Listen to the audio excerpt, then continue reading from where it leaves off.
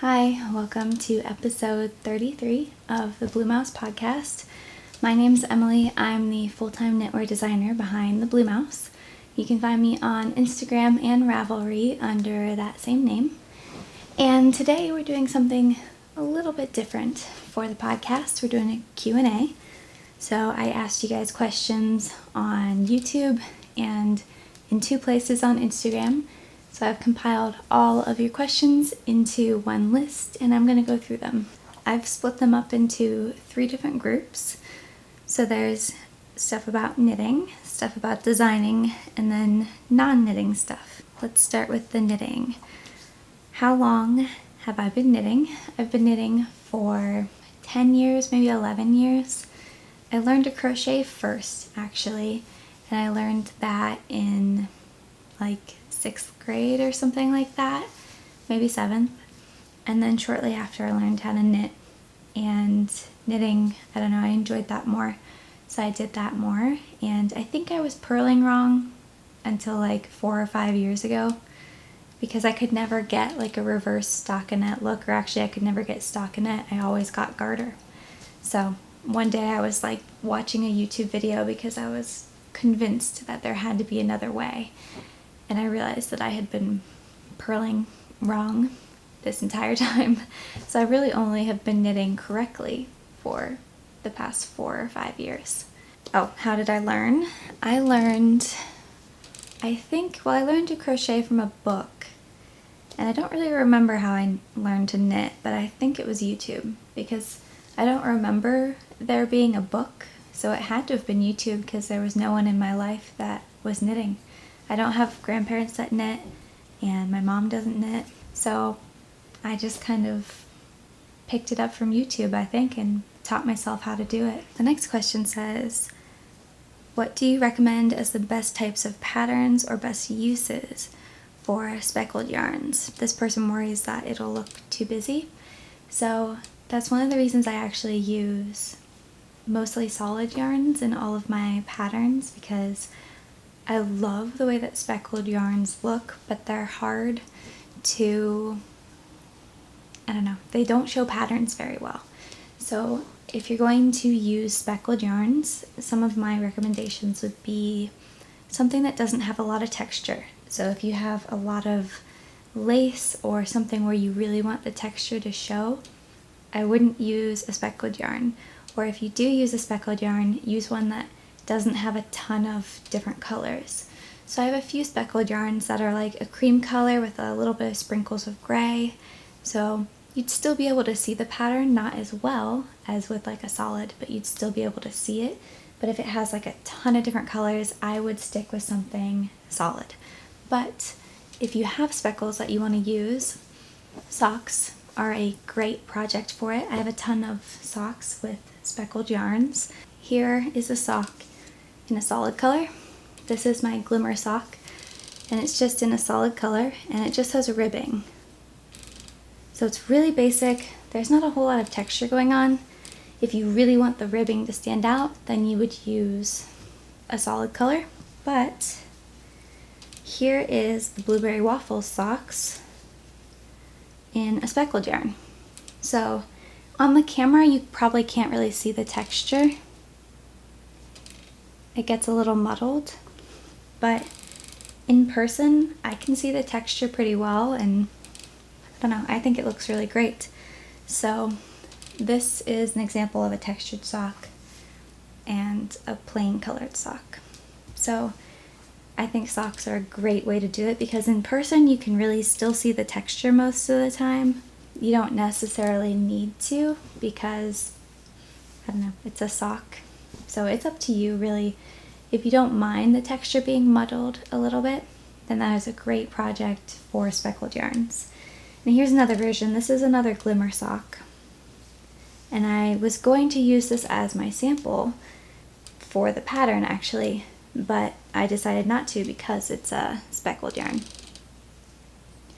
So you can see that the texture gets a little bit lost in this sock. It looks strange because it hasn't been blocked. But again, it's always up to you. Socks are great for it. Cowls. I made my mom a cowl last Christmas in a speckled yarn, and it looked great. And I mean, there wasn't a whole lot of texture. I think it was the Birds and Ships cowl by Caitlin Hunter.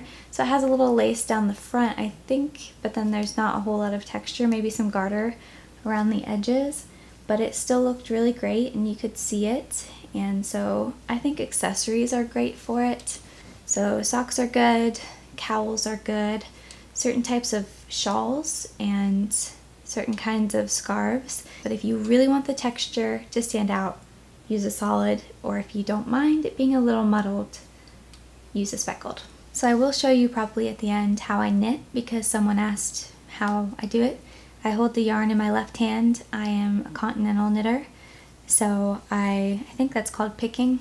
So that's what I do. I'll show you at the end. Someone asked me to show them my favorite lace stitch pattern, or my favorite lace stitch.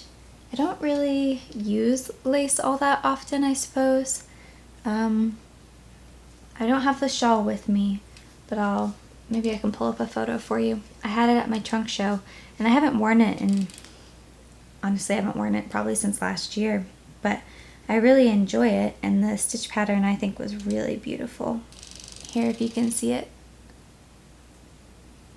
That is on my Vinea shawl, and I just love that lace pattern. I found it, I think, online. It might have been in a different language too, and I had to kind of figure that out.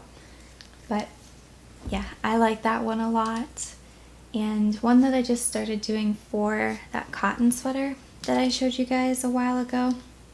I really like that stitch pattern. I am going to put it in a bunch of other things, like probably a hat, maybe a cowl, and I'm already doing this sweater. I'm not big on lace. I love the look of it, but I haven't worked with it a lot actually, which is a little bit surprising now that I sit back and think about it. But here's that lace.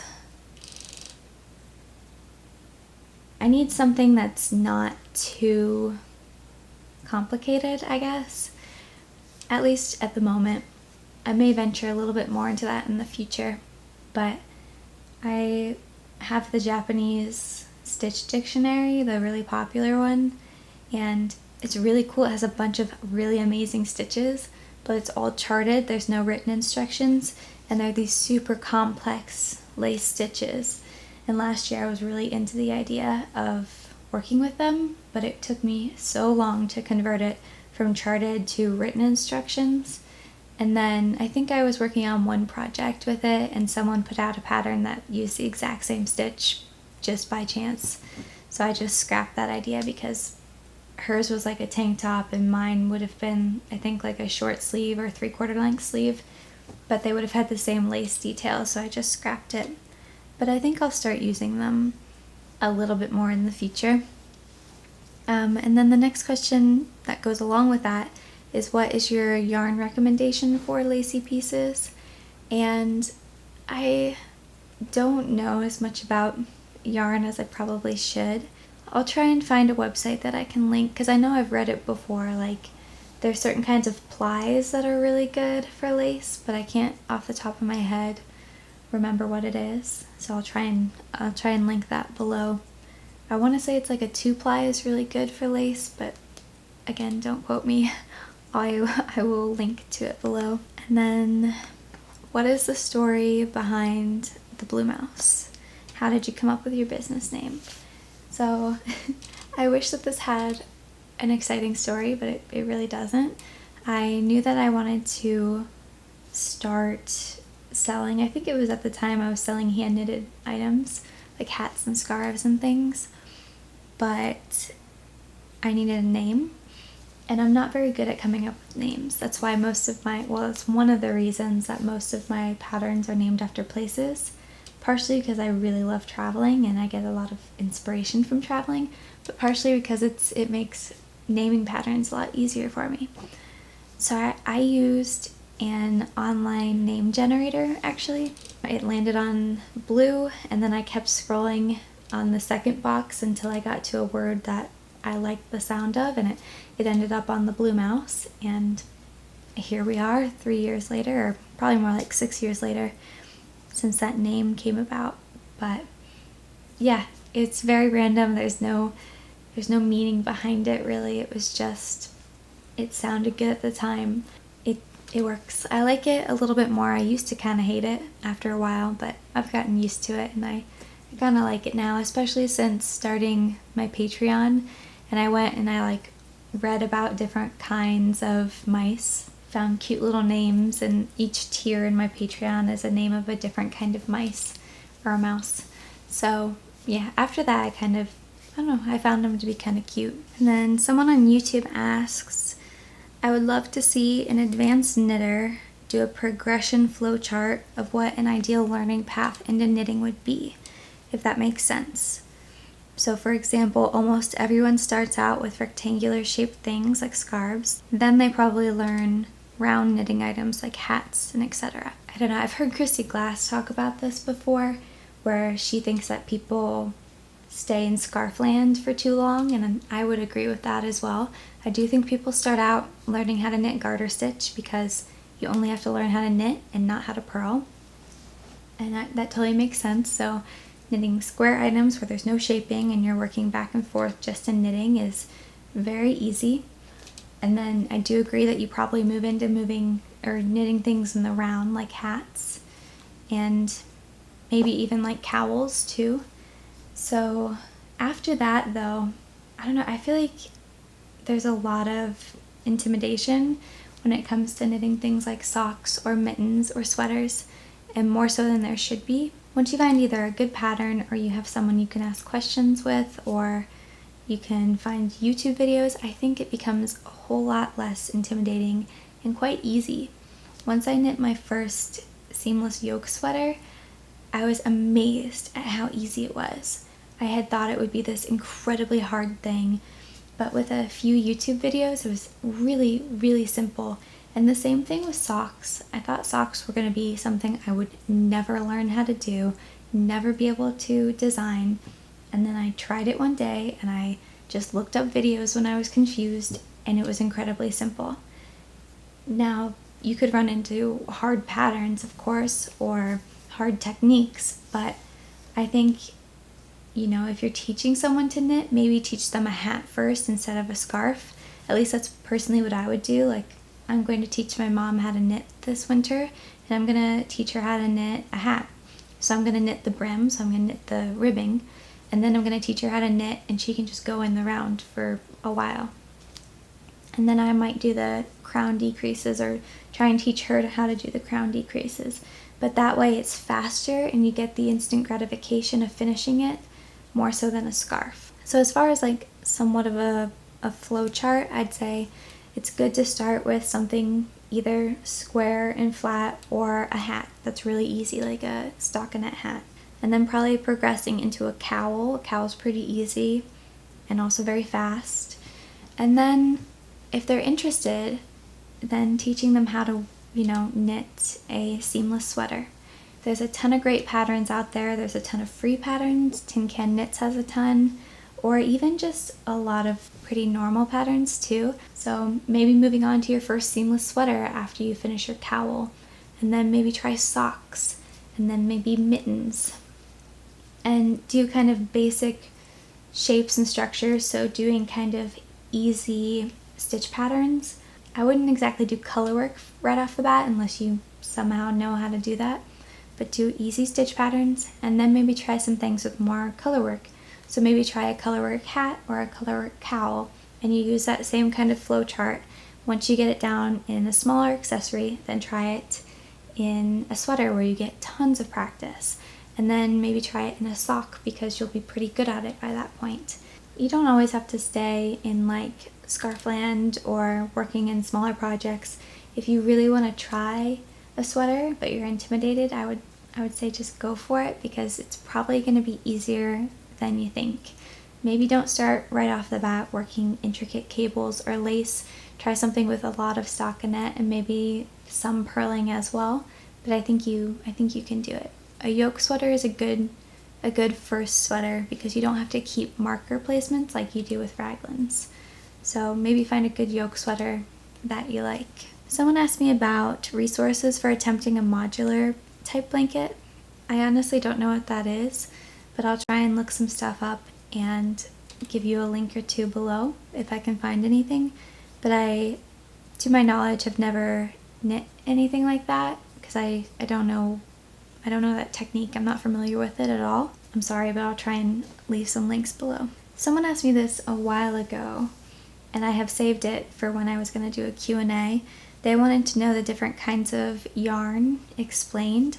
So in this perspective, it would be someone who only buys yarn from like Joann's or Hobby Lobby or something and doesn't know what superwash merino is or what superwash means, and wants to kind of dabble in indie dyed yarn but doesn't have any, way to start with that. So I'd say the biggest difference is in quality. So when you buy yarn from Lion Brand, most of it, at least I think now they have kind of a nicer collection, but your normal yarns are going to be either acrylic or kind of an unnamed type of wool, which isn't necessarily super soft. So acrylic is a great starting point for sure. There's no shame in buying from a Joann's and buying acrylic. There's no shame in that at all. So acrylic is basically plastic. It's like if you put an iron on it, it'll melt. Like it'll like burn and melt after a while. So it's a good beginner thing for sure, but it definitely doesn't have the same beneficial properties that wool does or a natural fiber will. It doesn't breathe like wool does, so you can get quite stuffy in it if you're making a sweater with it. But again, it's a great beginner thing because it's very affordable. But once you want to move up, you want to move probably into something that is a natural fiber. So you want to move into like probably a wool. And as I was saying, the wool that you'll get with like a Lion Brand skein, at least when I remember using it, it would just say like 80% wool or something like that. It wouldn't tell you the kind of wool. And that's why oftentimes it's not super soft. But when you get like a merino yarn or a merino nylon yarn, it is very, very soft because merino is very soft. And you get different kinds of breeds. And you can find out that some are more rustic or some are very soft. And you get into like micron counts, which are a way that you can tell how soft a kind of yarn is. So yeah, I don't really know how to organize my thoughts on this exactly, but definitely it's a good place to start at like a Joann's because they're very affordable. But if you have the means or you want to save up for some nicer yarn, then you can move into something like an indie dyed skein, which all of these are here. And an indie dyed skein is something that is dyed by person. So it's an independent person or group of people dyeing yarn. So it's not a giant company. It's like usually I see it, it's one individual person dyeing yarn. One of the things that's different a lot of times between big box stores, which I mean like Joann's and Hobby Lobby and that kind of stuff, is that with an indie dyed skein, they dye them in batches. Usually, I mean, they do that also with big box stores, but it's a smaller batch when you're talking about an indie dyed skein. So the dye lots where like they dyed one batch with this colorway and then a few weeks later they try and dye the same colorway, they're going to be slightly different because of many different things, either the pH balance or the temperature of the water, things like that. So they're going to vary. So if you're making a sweater or a big project, you want to try and get the same dye lot. Whereas with big box stores, yes, you have dye lots, but they're much larger, so you can have, I don't even know, probably thousands of skeins or balls in the same dye lot. And then there's less variation, at least that I've found, between dye lots. When you're moving into indie dyed skeins, pay attention to dye lots. And it is going to be more expensive than buying from a big box store. It's usually between maybe like $24 and $36 a skein, depending on the content of it. If it's got, cashmere in it, it's going to be more expensive.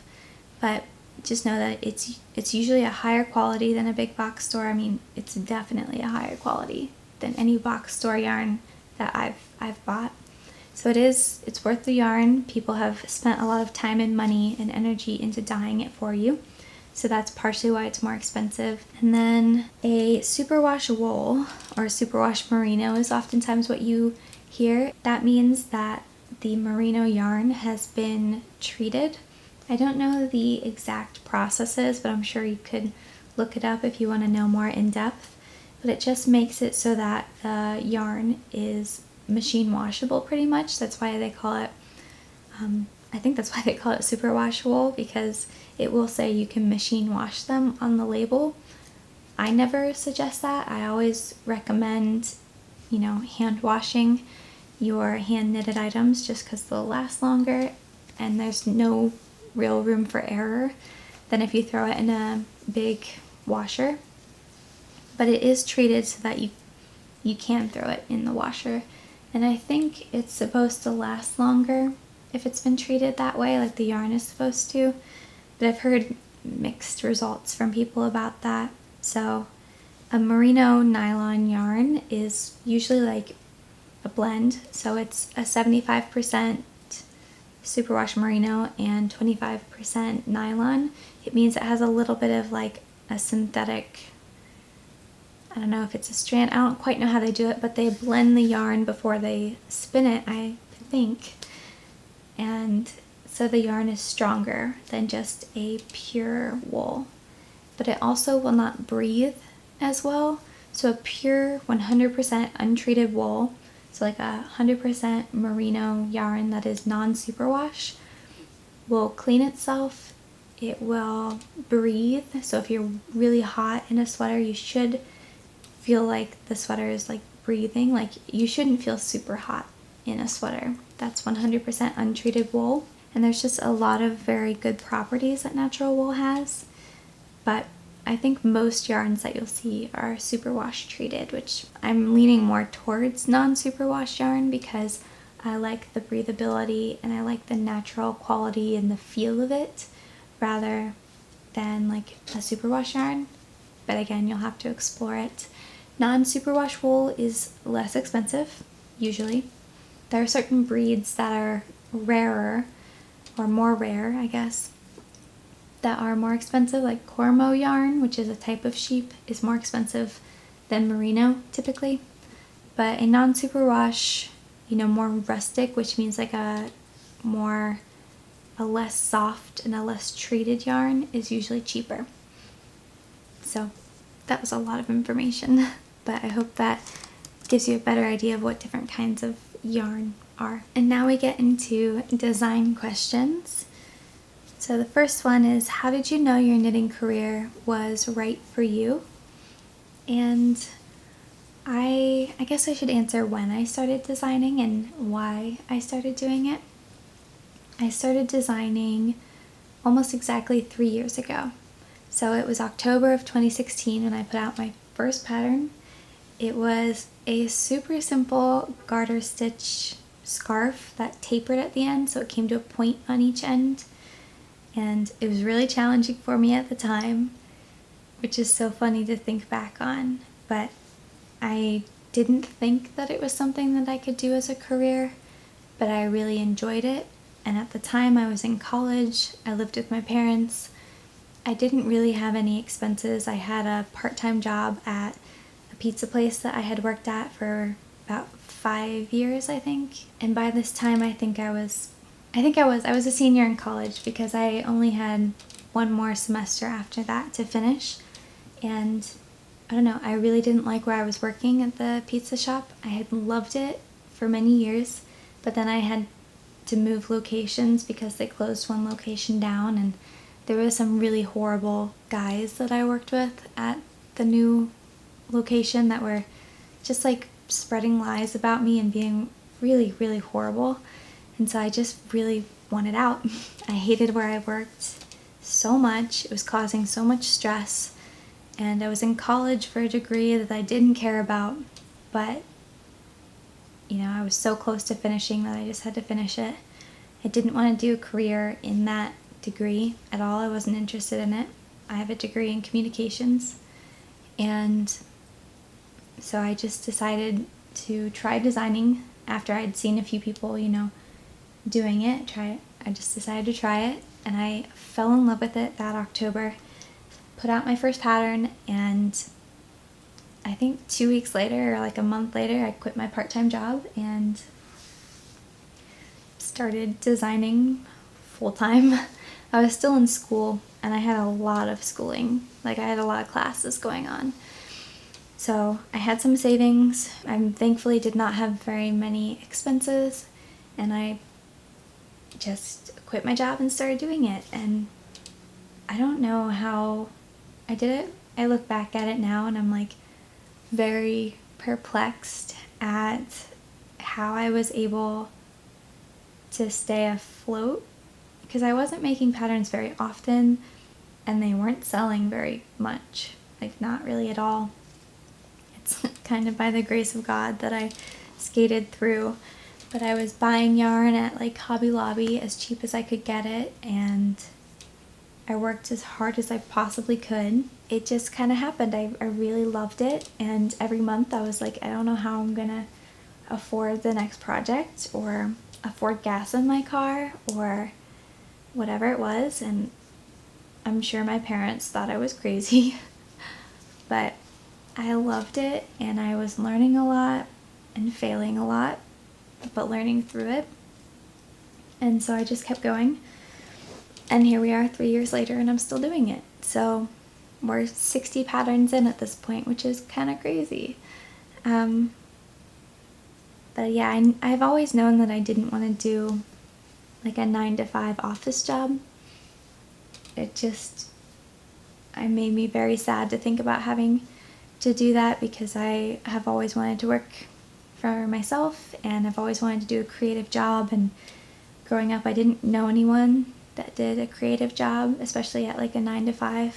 Most of the people I knew hated their jobs, and I really wanted something that I could do that I was passionate about. So I toyed around with a lot of things when I was in college. I wanted to be a wedding photographer for a while, and so I pursued that, and then I ended up hating it. It's so much pressure, and you don't get paid what it's worth, because you're shooting for like an 8-hour day with people, and people are like, oh yeah, I'm only paying you for 8 hours, but then you're spending the next 60 hours in the next few weeks editing. So it was not worth it, especially in the beginning when you're truly making no money for what you're actually doing. So I got burnt out on that, and then I thought I wanted to be a travel photographer, but that's kind of very unrealistic, at least what I found it to be. I think if you live near beautiful places, it works out, but I live in the middle of Ohio and it's super flat, and I just really don't think it's possible unless you can travel a lot. And there's a lot of blogging involved with that, and I'm not a good writer, so that was just not going to work out. And then I thought about doing kind of like, little documentaries, because I followed a few people who did that, and I loved their work, and I love video work, and I really wanted to do something with that. But that, again, I didn't think was going to work out. And so I think I was just in school. I didn't have any friends, and I did like an insane amount of credit hours. So I truly had like no free time. But in the little free time that I did, I would knit, and I would try and sell some things on the side, like hand knitted items. And that's how I eventually found the knitting community on Instagram. And I don't know, people were really fun and friendly, and I made a lot of friends online, and I really fell in love with the whole knitting community, and with knitting even more, and with designing too. I just was completely enamored with it. I didn't know of that many designers. Like, I didn't know who Andrea Mowry was, or Caitlin Hunter, or any of the big name designers that I follow now, but I knew a lot of people doing it, and it looked amazing. So I decided to just go for it and try it, and it just became something I really loved.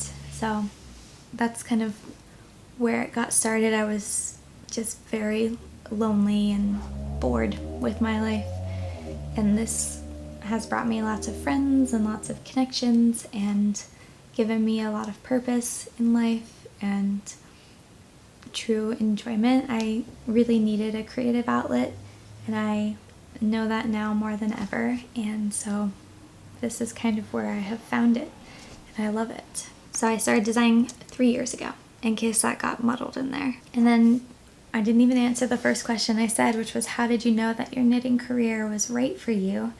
And at least in the beginning, I didn't know that it was right. It was just another thing that I was trying because I really loved it. And there was a lot of fear and anxiety with it when I first started because I was making truly no money. Like when I look back on my tax records for that year, it's like how you look at the income and the expenses, and it's like, how did I make that? How did I just barely skate by every time? I used a lot of my savings that first year, but I didn't know it was right for me. I just knew I really enjoyed it, and it was something that I found true enjoyment in, and it was challenging, which I liked, because school was tedious, but I wouldn't say it was like deeply challenging. It was more like, how much can I get done in this much time? How much of this boring work can I get done? And then I found this thing where it's like, this is so creative, and I'm so challenged by it, and I love it. And I still feel that way to this day. So I think it was right for me. I think I'm gonna keep doing it for as long as I can. So I don't know, it was just a feeling, I suppose. Which kind of ties into, someone asked like how I got my job in knitting and was it always my plan? So no, it wasn't my plan. I, for a really long time, thought I was going to be a travel photographer. I got a camera when I was like a sophomore in high school. It was a pretty crappy camera, but I saved up my new job money, and I started working when I was 15 and started saving money, and I bought a Black Friday deal camera. My dad and I waited outside of Best Buy, I think, or maybe it was H.H. Gregg, like something I think is out of business now. And we waited outside like for hours in the cold. And then I bought this little kit lens and this kit package, and I loved it, and I taught myself how to use it. And so I really thought that that is what I was going to do. And another question was, how or what does a typical workday look like for you? And I don't think that there is like a typical work day for me, but I can tell you, I don't know, what a few of my past days have looked like. I usually just I need to get back on a good sleep schedule because I'm not on one, but I'll kind of just wake up when I wake up. I'll usually check my emails and check my Instagram and kind of interact with people there if I've got any messages or emails that need answered. And then I just I usually start my morning a little bit slow so I can kind of wake up, because my brain doesn't work very well in the morning. So if I need to do math, it's not the first thing I do. I usually work on a sample. So whatever that sample happens to be, like at the moment I'm working on a hat and I'm working on a sweater. So I'll just pick whichever one I want to work on because they both need to get done, so it doesn't really matter which one I choose. Oh, and I'll have a can of Coke so that my brain can start working. And then I'll start working on the math. So I usually check in with my testing stuff. So I will check emails, and if I don't have any emails from my testers, then I know I don't really need to check my pattern testing. So if that's all good, then I just go straight to whatever the math is that I'm working on. So let's say I'm working on how to grade the yoke pattern or how to grade a raglan sweater. So I'll open my spreadsheet and I'll just kind of start working from where I left off there.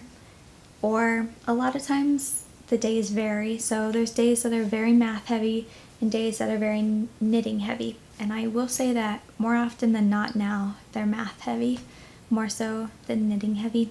Yeah, I'll just start working through my spreadsheets and get as much done of the math that I can. And then when that's done, I start writing it up in an actual document. And then once I'm finished writing it up, I won't look at it until the next day. So if I'm done early, then I know that I can knit on my sample for a while. So I will knit on my sample for a while, and then it's probably time to make dinner. And then I'll keep knitting or working on emails or messages or things like that until I go to bed. I try and maximize as much time as I can from when I wake up to when I go to bed. So that's why it doesn't really matter when I wake up or go to bed, because they're pretty much like, if I get up early, then I'm probably going to bed earlier. But if I get up later, then I'm probably going to bed later. So there's still about the same amount of time in between. But I usually try and get in at least 8 hours, if not way more than that. If Johnny's busy, then I get more done during the day. But there are certain nights where I have things that I do, where like Tuesday nights I always have date night with my mom. So I always try and work up until that point that I leave, and then more when I get home from that event. And then I usually have knitting with me when I go to those things to work on. But yeah, there's no real normal work day. It's just balancing Excel spreadsheets and knitting. But there is definitely more math now than there ever used to be. A lot of times I'll have like tech editor emails that I have to go through and check and compare to my pattern, and then I can go and email it to testers. There's just lots of different things involved with this business that aren't, every day. Like, I don't get tester emails every day, but I get them fairly often, especially in the beginning. And then I'll have emails from like questions from previous patterns that I get. I get a lot of questions on Etsy, actually. I've got stuff like that, or YouTube videos to plan like this. I'll have to edit this, and it's long, so it will take me probably like 3 hours to edit, maybe longer. And yeah, so it's just lots of stuff involved with it. I've had a lot of video editing to do lately, so that takes up a lot of time. But that's kind of what my normal day looks like. I hope that answers your question. The next question is, when you have an idea for a design, do you start out with a sample? So I used to do that. I used to knit the entire sample first and then write the pattern. But about 6 months ago, probably, I started doing the reverse. So I started getting the idea and then making a swatch and then doing all the math for pretty much everything. If it's an accessory, I will usually knit the sample first and then do the math. Like, I'm working on a hat, and I did all the math for like the brim and the stitch patterns, but I haven't done the crown yet. So I'll do the crown when I get closer to it, because I want to get a little bit of knitting in to make sure it looks right. But when it comes to a sweater, I will definitely do all of the math before I get started, or at least most of the math. So when I'm working on a raglan or a yoke sweater, I will do the entire math for the yoke and for all the sizes before I even begin knitting. I'll make a swatch so I have the math to base it off of. But I'll do the yoke and probably the body, and then maybe even the sleeves. But usually I do the yoke and the body, and then I knit those two things, and then I'll do the sleeves, because I don't want to have to work the decreases out just yet. But it's all up front with those things, and that's usually true with garments. Accessories, it's kind of like iffy. I haven't actually knit a whole lot of accessories lately, so I usually at least do the beginning math, and then I'll do, if it's graded, like if there's multiple sizes, then I'll do the math for those other sizes second or last even. So I always do a swatch first. I never knit it up and then take measurements from my final garment. The reason that I do my sample after I do the math is because I was finding it hard to grade patterns once the sample was done, and I'll explain why. So let's say I would knit up a sample for a pattern, and then I would go and grade the sweater, and then I would realize that I needed to tweak some things in order to make it possible to be graded across the whole thing. So like, oh, this stitch pattern doesn't quite work out with those other sizes, or like, oh, actually this doesn't work out in the size I knit, I have to change that. And I was always finding a couple things needed to be changed after I had knit the sample, and then my sample would be slightly different. It usually wasn't noticeable, but I would know about it, and I didn't like that.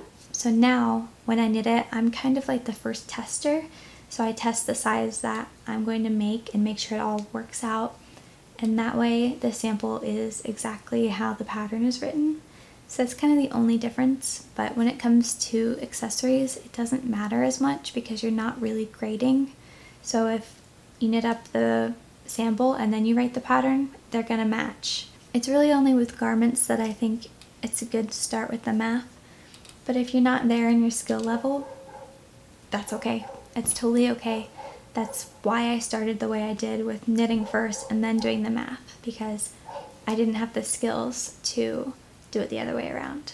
So it's only after a few years that I've gotten the hang of it. So begin where it works best for you, and then maybe over time you'll change it. And one question said or asked how to calculate yarn requirements for different sizes and patterns. I've already answered that actually. I have a whole video showing you how to do that in Excel. So I'll link that below, or link that above and below. And someone wanted to know like how I organize and set goals. And I'll be honest with you, I don't. I do not set goals. I'm not a very organized person, so I don't have like the whole of next year planned out. And I used to do more goal setting than I do now, but I've actually kind of moved away from it, because I would find that I would plan out a few months, and then when I would get to that like third month or something, that idea was no longer as enticing to me as it was initially. And so I probably should have jumped on it right then and there instead of waiting 3 months. So I don't plan. I just kind of go with what I'm interested in at the moment and try and get it done. I have great respect for people that, plan out their whole year. Like I think Tony of TL Yarn Crafts plans out her entire year before it's even begun. And I have so much respect for that, but that's not how my brain works. And similarly to that, someone asked, how do you organize and plan timelines, like keeping track of tester call dates, release dates, etc.? Again, I'm not a very organized or planned out person, so what I do is I have a window open on my computer with all of my currently open testing or not yet released patterns. So anything that's in testing is open there, and I can open it every single time. It's always there. It's usually just minimized. And I can go and see if there's tester questions, and I can go, look at it. And I just kind of always in the back of my mind have, a release date in my mind, like maybe not the exact date. Like with my high floss sweater that's in testing right now, I don't know the release date off the top of my head. I do have a general few days that I remember saying, but I have it written down on my computer. So once we get closer to that date, I'll be able to go check and make plans from there, usually just writing it down so I can remember it, and then posting about it on Instagram and checking in with my testers. But I don't have like a whole big thing written out. I tried that. I got a wall hanging calendar and I wrote everything down. And I think it's still set to like May. This is not very professional, I know, but that's how I do it. And someone asked, where does your pattern inspiration come from? Like latest fashions, Pinterest. So I have a bunch of Pinterest boards that I take inspiration from. It's usually just, random photos. So a lot of it is like big company sweaters or fashion show photos, but actually a lot of it is engagement photos and like travel photography photos.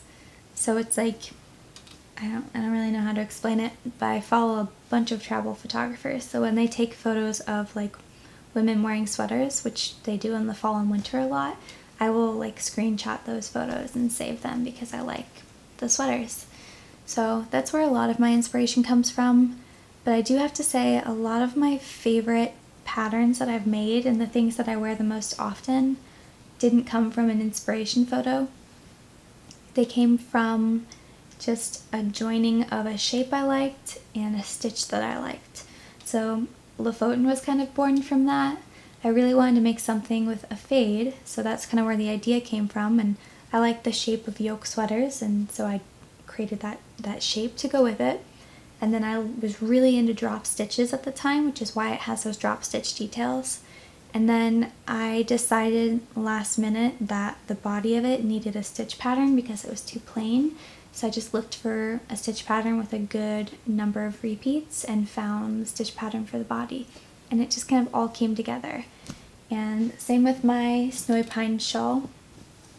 It started out as I wanted to knit something in brioche, and It's actually not the shape it was supposed to be. It was supposed to be a triangle shawl, and it's kind of more like a diamond. It has 2 points, but I actually really love that shape. I will continue to knit that shape from here on out because it is so wearable. Like the High Foss sweater started out as a sweater last year that I started with eyelets, and I didn't like it, and I picked it back up this year and modified it and came up with the stitch pattern that is in the sweater. I didn't get that stitch pattern from a book. I just kind of played around with it in a swatch until I got what I wanted, and it's now one of my favorites.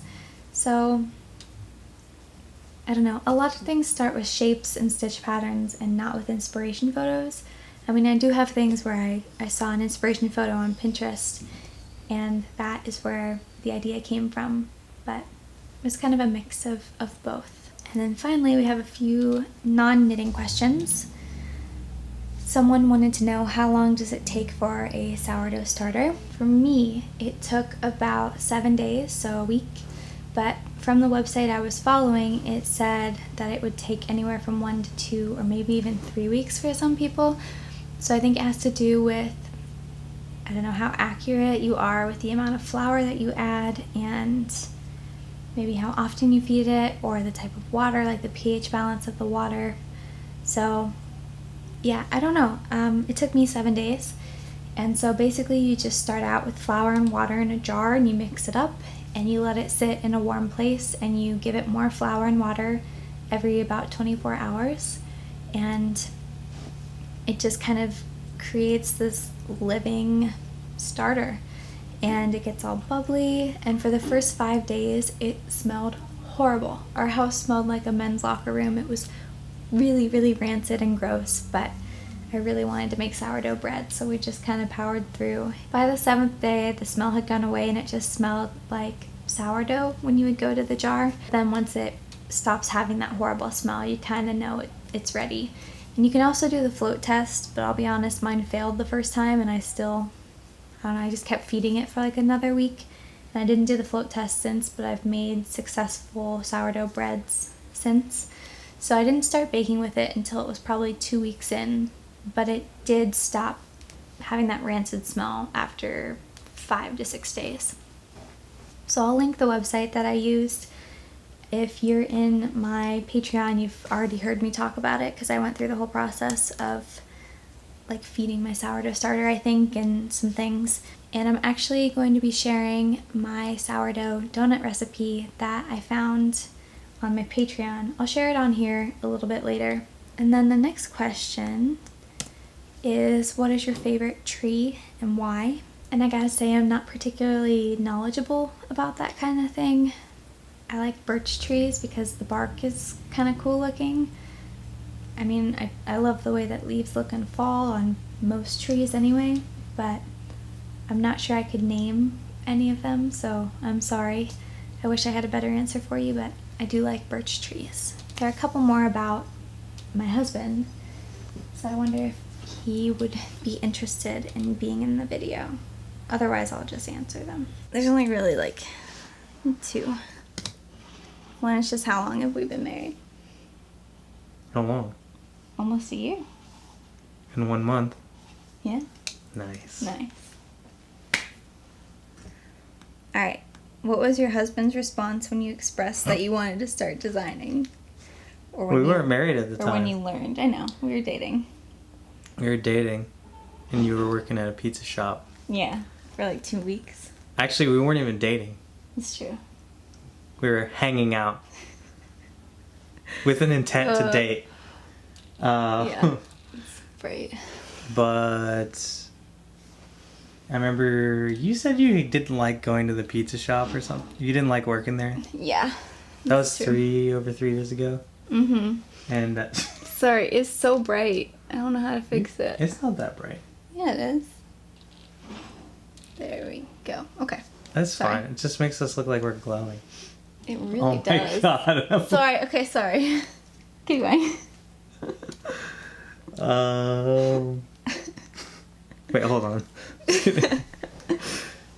We weren't even dating. I was working at a stupid pizza place. It's not stupid. It's not. They have good pizza. It's delicious. I had a couple alcoholic beverages, so I was loose. When? On that date. I wasn't drunk or anything, but I was, more talkative. And I always get really passionate when someone's like, I want to do this for a career. Yeah. And I was like, you need to do it. Like, you could totally do it. And then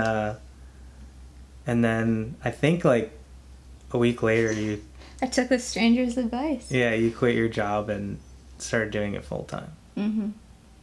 My reaction was, yes, it's a good idea. Yeah, I don't think people should work jobs they hate unless they absolutely have to. Yeah. So, that's the story. Thanks. Got you. So yeah, we met probably 2 weeks, maybe a week after I put out my first pattern, so it wasn't something I was doing full time when we had met. And we've been together almost 3 years now, and he works for himself too. So he's a music producer and a music artist. So he gets it, which is really nice. So yeah, that's all of the questions that you guys asked. I hope that you liked that. I'll be back with a normal podcast next week after Vogue Knitting Live Columbus. So if you're going to be in Columbus for Vogue Knitting, please say hi if you see me. My friend Ashley will be here too, so if you see us, please say hi. We're nice people, I promise. But yeah, have a great rest of your weekend.